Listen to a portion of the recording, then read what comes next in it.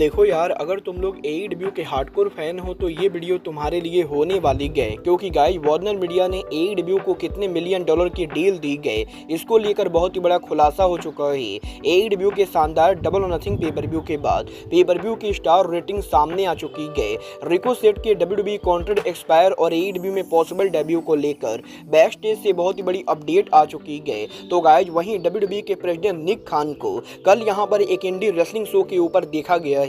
तो गाइस चलिए बिना किसी देरी के शुरू करते हैं इस वीडियो को।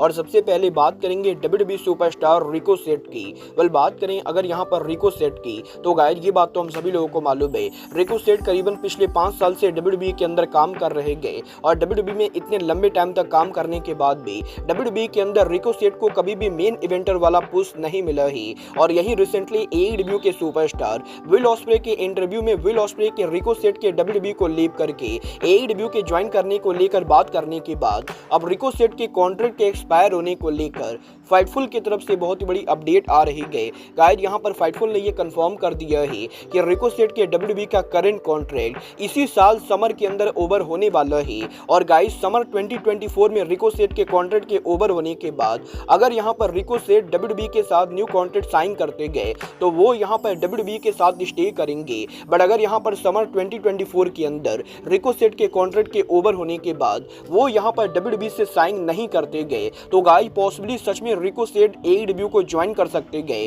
वेल गाइस जैसे ही इंटरनेट के ऊपर रिकोसेट के कॉन्ट्रैक्ट के समर 2024 में ओवर होने को लेकर न्यूज सामने आई, इस न्यूज को लेकर सबसे पहले AEW superstar will osprey social media पर रिएक्ट करते गए, जहां पर विल ऑस्प्रे बेसिकली इस पोस्ट को लाइक करते हुए सोशल मीडिया पर रिकोसेट के साथ एक जीआईएफ पोस्ट करते गए, जिस जीआईएफ के अंदर ये दोनों हमें हैंडशेक करते हुए दिखाई देते गए। और basically will osprey already internet के ऊपर इस चीज को टीच कर रहे गए कि समर 2024 में रिकोसेट के कॉन्ट्रैक्ट के ओवर होने के बाद फाइनली यहां पर ऑस्प्रे और रिकोसेट एईडब्ल्यू पर आमने सामने होंगे। और यहीं ऑस्प्रे के इस ट्वीट के बाद अब रिकोसेट ने ऑस्प्रे के ट्वीट को लाइक करके अपनी तरफ से ये टीच कर दिया है कि सच में वो यहां पर डब्ल्यूडब्ल्यूई को लीव करके ऑल एलीट रेसलिंग में आकर ऑस्प्रे के साथ ड्रीम मैच रेसल कर सकते गए। वेल मुझे यहां पर पर्सनली इस चीज के 0% चांसेस लगते गए कि रिकोसेट यहां पर डब्ल्यूडब्ल्यूई में आराम से रेसलिंग को छोड़कर एईडब्ल्यू कंपनी के ऊपर आकर उनके करियर को लेकर रिस्क लेंगे। बट आप लोग एईडब्ल्यू में रिकोसेट को देखना चाहते हो या नहीं,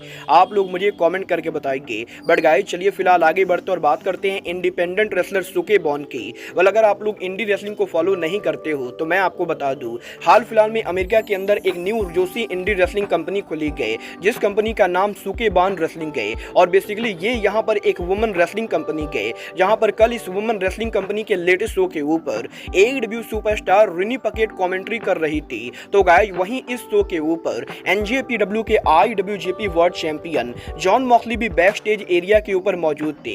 बट गाइस इन दोनों के अलावा इस शो के ऊपर जो एक और तीसरा इंसान मौजूद था वो यहाँ पर एईडब्ल्यू का कोई रेसलर ना होके बल्कि डब्ल्यूडब्ल्यूई के प्रेसिडेंट निक खान थे। और कल यहाँ पर इस पूरे शो के दौरान निक खान को शो के ऊपर बालकनी के ऊपर देखा गया। और गाइस अभी तक ये रिवील नहीं हुआ है कि निक खान एग्जैक्टली सुके बॉन के शो के ऊपर क्या कर रहे थे। बट गाइस क्योंकि अब यहाँ पर डब्ल्यूडब्ल्यूई कंपनी दूसरे कंपनीज के साथ काम करने को लेकर पूरी तरह से ओपन है, तो गाइस डेफिनेटली निक खान का सुके बॉन के शो पर 3 घंटों तक होना ये यहाँ पर कोइंसिडेंट तो बिल्कुल भी नहीं हो सकता है। और डेफिनेटली यहाँ पर निक खान सुके बॉन के ऊपर किसी न किसी तरह के डील को करने के लिए गए होंगे। मतलब ये तो आने वाला टाइम बताएगा कि निक खान एग्जैक्टली सुके बॉन के शो के ऊपर क्या कर रहे थे। बट गाइस चलिए फिलहाल आगे बढ़ते और बात करते हैं एईडब्ल्यू के डबल और नथिंग पेपरव्यू के स्टार रेटिंग की। वेल गाइस बात करें यहाँ पर एईडब्ल्यू के डबल और नथिंग पेपरव्यू की तो गाइस ये बात तो आप सभी मानोगे, इस साल का एईडब्ल्यू का डबल और nothing pay-per-view definitely AEW history का सबसे जबरदस्त डबल और नथिंग पेपरव्यू था। और अब यहाँ पर फाइनली इस पेपरव्यू के मैचेस को लेकर रेसलिंग ऑब्जर्वर डेव मेल्जर की स्टार रेटिंग सामने आ चुकी है। गाइस यहाँ पर डेव मेल्जर ने इस पेपरव्यू के ऊपर Will Ospreay versus Roderick Strong के मैच को 4.75 रेटिंग दी गई। डेव मेल्जर ने Bang Bang versus Death Triangle के मैच को 4 स्टार रेटिंग दी गई। डेव मेल्जर ने Serena Deeb versus Toni Storm के चैंपियनशिप मैच को 3.5 स्टार रेटिंग दी गई। डेव मेल्जर ने Orange Cassidy versus Trent Beretta के मैच को 3.75 रेटिंग दी गई। डेव मेल्जर ने FTW championship hook versus Jericho versus सिबाता को मैच को 2.25 रेटिंग दी गई। डेव मेल्जर ने मॉक्सली वर्सेस टेकेशिता के मैच को 4.25 रेटिंग दी गई। डेव मेल्जर ने Adam Copeland versus Malachi black के TNT चैंपियनशिप मैच को 4.25 रेटिंग दी गई।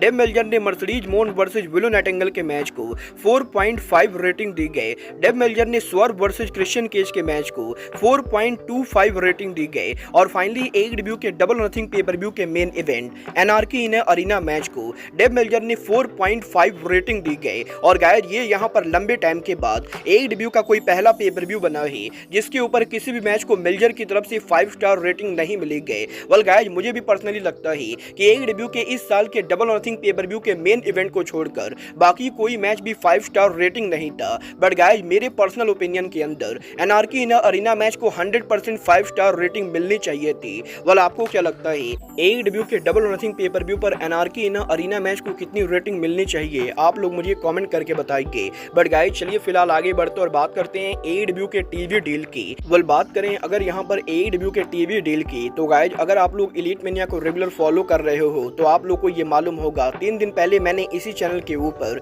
AEW के टीवी डील के डिसअपॉइंटमेंट को लेकर एक न्यूज दी थी, जहां पर बेसिकली मैंने आपको ये बताया था कि हॉलीवुड रिपोर्टर मैट बोलोनी के द्वारा ये रिपोर्ट आई थी कि AEW और वार्नर मीडिया के टीवी डील नेगोशिएशन के अंदर वार्नर मीडिया AEW को जो डील दे रही गए, टोनी खान उस डील को लेकर काफी डिसअपॉइंटेड गए। और गाइस यही मैट बोलोनी के इस रिपोर्ट के सामने आने के बाद सोशल मीडिया पर काफी सारे लोगों का ये कहना था कि पॉसिबली वार्नर मीडिया या तो AEW के करंट डील के मुकाबले ही पैसे दे रही गए या वार्नर मीडिया और कम पैसे दे रही गए। और काफी सारे लोगों ने टोनी खान का मजाक भी बनाया था। बट गाइस अब यहाँ पर फाइनली वार्नर मीडिया और AEW के डिसअपॉइंटमेंट को लेकर AEW के तरफ से काफी बड़ी रिपोर्ट आ रही गई। गाइस यहाँ पर AEW के बैक स्टेज से लोगों ने ये कंफर्म किया है कि AEW के टीवी डील डिसअपॉइंटमेंट को लेकर मैट मलोनी के द्वारा रिपोर्ट जो सामने आई गई वो रिपोर्ट यहाँ पर पूरी तरह से फेक है। और गाइस यहाँ पर WON का ये कहना है कि जब उन्होंने AEW कंपनी में मैनेजमेंट को कांटेक्ट किया तो AEW के मैनेजमेंट का ये कहना है कि मैट मलोनी यहाँ पर AEW के टीवी डील को लेकर जो रिपोर्ट दे रहे गए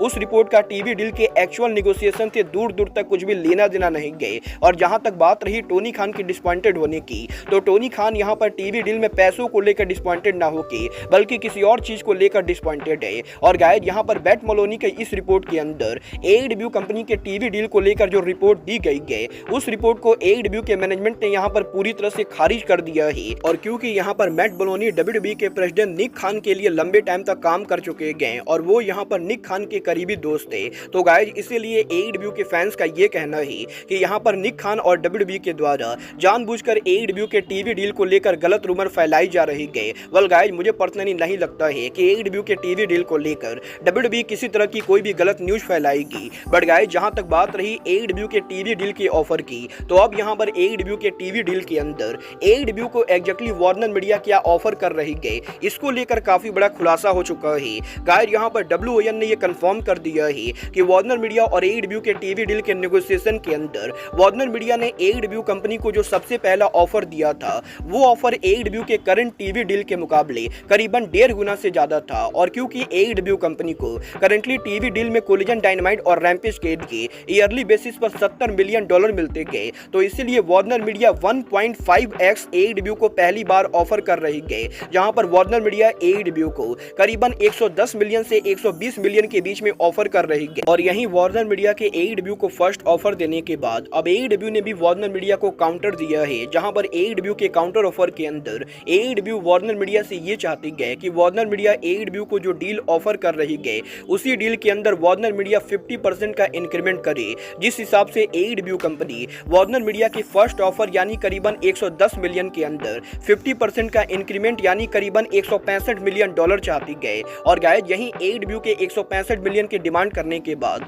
वार्नर मीडिया यहां पर AEW को इतने पैसे नहीं देना चाहती गए, जिसके बाद कि अब AEW और वार्नर मीडिया के बीच में एक और डील को लेकर और बातें चल रही गई। और इस डील के अंदर AEW company basically Warner media से उनके ओरिजिनल टीवी डील का 2x चाहती गए। और क्योंकि AEW को ओरिजिनल टीवी डील के अंदर करीबन $70 मिलियन मिलते गए, तो इसीलिए all elite wrestling Warner media से कम 140 मिलियन का डील चाहती गए। और AEW कंपनी ये जो $140 मिलियन डॉलर का डील चाह रही गए। इसके अंदर सिर्फ यहाँ पर AEW के टीवी शो होंगे, ना कि AEW की स्ट्रीमिंग सर्विस। और अगर यहाँ पर WBD स्ट्रीमिंग सर्विस को भी लेती गए तो गाइज यहाँ पर HBO मैक्स के डील के अंदर वार्नर मीडिया को AEW को और भी ज्यादा पैसे देने पड़ेंगे। और गाइज यहाँ पर रिपोर्ट के बाद अब ये कंफर्म हो चुका है कि AEW कंपनी को कम से कम 120 मिलियन की डील तो पहले मिल चुकी है, बट AEW कंपनी ये डील ना लेके बल्कि करीबन 140 से 150 मिलियन डॉलर का डील चाहती गए। और अब यहाँ पर ये आने वाला टाइम बताएगा कि क्या यहाँ पर वार्नर मीडिया AEW के इस ऑफर को एक्सेप्ट करती गए या AEW और वार्नर मीडिया के बीच में कुछ और भी काउंटर ऑफर होते गए। वेल गाइस, डेफिनेटली मैं यहाँ पर ये बोल सकता हूँ कि अगर यहाँ पर AEW कंपनी को 125 मिलियन डॉलर की कम की डील मिलती गए तो गाइस AEW कंपनी पैसा नहीं बना पाएगी, क्योंकि guys AEW company weekly basis के ऊपर दो लाइव शो को रन कर रही गए और 125 मिलियन डॉलर से कम पैसे मिलने के बाद AEW कंपनी डेफिनेटली पैसा नहीं बना पाएगी। बट गाइस, अगर यहाँ पर AEW को 125 मिलियन से एक भी रुपया ज्यादा मिलता है तो गाइस डेफिनेटली AEW कंपनी इस साल के अंदर प्रॉफिटेबल होने वाली है। मतलब ये तो आने वाला टाइम बताएगा कि WBD AEW को 140 मिलियन डॉलर देती है या नहीं, और AEW और WBD के बीच में स्ट्रीमिंग को लेकर डील होती है या नहीं। वेल गाइस, एक बात तो पूरी तरह से क्लियर है कि अगर यहाँ पर किसी को भी ये लग रहा था कि वार्नर मीडिया AEW को टीवी डील नहीं देगी तो गाइस ये यहाँ पर आपकी बहुत ही बड़ी गलत फहमी थी, क्योंकि गाइस अगर यहाँ पर वार्नर मीडिया AEW को डील नहीं भी देती गए तो AEW कंपनी दूसरे नेटवर्क के साथ नेगोशिएट करेगी और वार्नर मीडिया के NBA को लूज करने के बाद बैक टू बैक AEW को लूज करना वार्नर मीडिया को डेफिनेटली भारी पड़ सकता है। मतलब ये तो आने वाला टाइम बताएगा कि WBD और AEW का ये डील कब फाइनलाइज होता है। बट गाइस, फिलहाल के लिए अब आज के इस वीडियो में बस इतना ही। मैं मिलता हूँ आपसे अपने अगले वीडियो में। बट गाइस, तब तक के लिए goodbye, good night and bang.